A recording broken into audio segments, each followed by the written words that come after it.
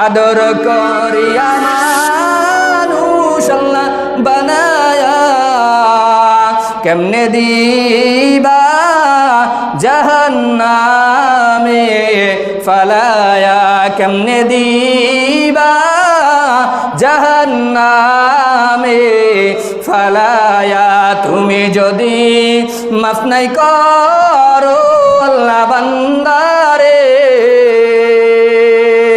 তুমি যদি মাফ নাই করো আল্লাহ বান্দারে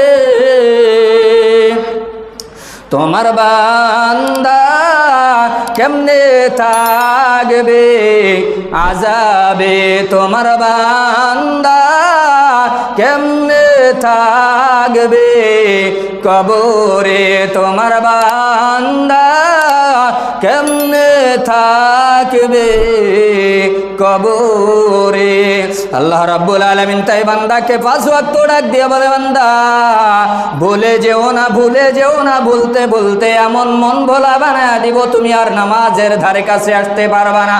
আর যেই দিন আমি আল্লাহ তাআলা তোমার অন্তরের মধ্যে মোহর মাইরা দিব, তালা মাইরা দিব, মোহরের উপরে পর্দা হটায়া দিব, তারপর থেকে বান্দার কোনোদিন তুমি নামাজের ধার কাছে আসতে পারবা না। এই জায়গাটা বিশ্ববাসীদের জন্য হেদায়েতের এক নিদর্শন বানিয়ে দিলাম। এই ঘরটা বিশ্ববাসীদের জন্য বরকতময় একটা জায়গা বানিয়ে দিলাম। এই জায়গাটার ঘরটা বিশ্ববাসীদের জন্য, এই জায়গার ঘরটা প্রথমেই পৃথিবীর মানুষের জন্য সর্বোত্তম সর্বপ্রথম ঘর বানিয়ে দিলাম। বলি সুবহানাল্লাহ। এই কারণে ভাইয়েরা আমার, বন্ধুরা আমার, আল্লাহ রাব্বুল আলামিন আমাদের সকলকেই টাকা দেয় না, আর সকলের দিলের মধ্যেই কিন্তু এই জায়গায় যাওয়ার ভালোবাসাটা দিয়া দেয় না।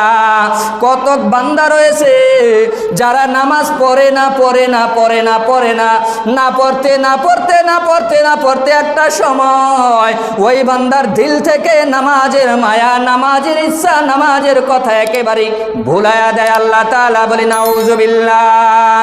কারণ 5 বেলা বান্দাকে ডাকে, আর বান্দাকে ডাইকা ডাইকা বলতেছে আদর করিয়া মানুষ আল্লাহ বানায়া কেমনে দিবা জাহান্নামে ফালায়া কেমনে দিবা জাহান্নামে ফালায়া তুমি যদি মাফ নাই করো আল্লাহ বান্দারে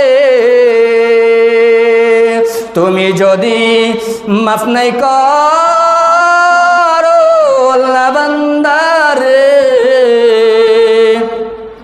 তোমার বান্দা কেমনে থাকবে আযাবে তোমার বান্দা কেমনে থাকবে কবরে তোমার বান্দা কেমনে থাকবে কবরে।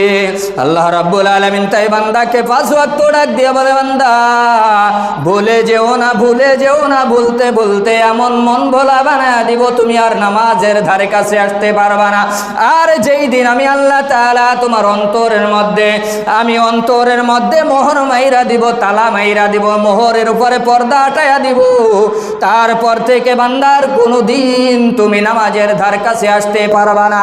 এই কারণে আমরা নামাজের সময় আছে, নামাজ পড়বো, হজের জন্য টাকা হয়েছে, হজ করব, যাকাতের টাকা দিয়েছে আল্লাহ তাআলা, যাকাত দিব, আল্লাহ দিয়েছে আল্লাহর রাস্তায় খরচ করতে। মানিস্তাতা ইলাইহি সাবিলা, আল্লাহর রাস্তায় খরচ করার জন্য আল্লাহ দিয়েছে। আমি রাখার জন্য এত চেষ্টা কেন করতাছি? আমি যে রাইকা খাইয়া মরবো, আমার টাকা যে সৎ পথে খরচ করবে এইরকম গ্যারান্টি কেউ দিতে পারবেনি? কথা বলেন, পারবেনি? পারবে না।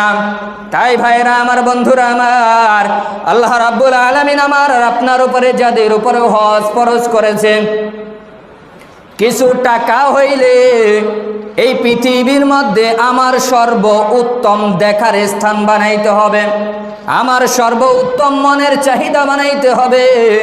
আমার সর্ব উত্তম মনের আশা আবেগ ভালোবাসাটুকু মক্কা মদিনার জন্য বানাইতে হবে। যদি মক্কা মদিনার জন্য আমি বানাইতে পারি, আল্লাহ রাব্বুল আলামিন ওই বান্দাকে বলেন লাইসা লাহু জাযাউন ইল্লাল জান্নাহ।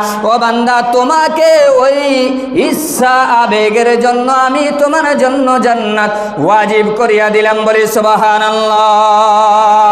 এই কারণে নবীজি সাল্লাল্লাহু আলাইহি ওয়াসাল্লাম আরো এক হাদিসের মধ্যে বলেন, ও বান্দা, তোমার জন্য যখন হজের সময় হয়েছে তখনই হজ করো। কেননা হজ করার জন্য আল্লাহ তাআলা যখন তোমাকে সময় দেওয়ার দরকার তোমাকে দিয়েছে।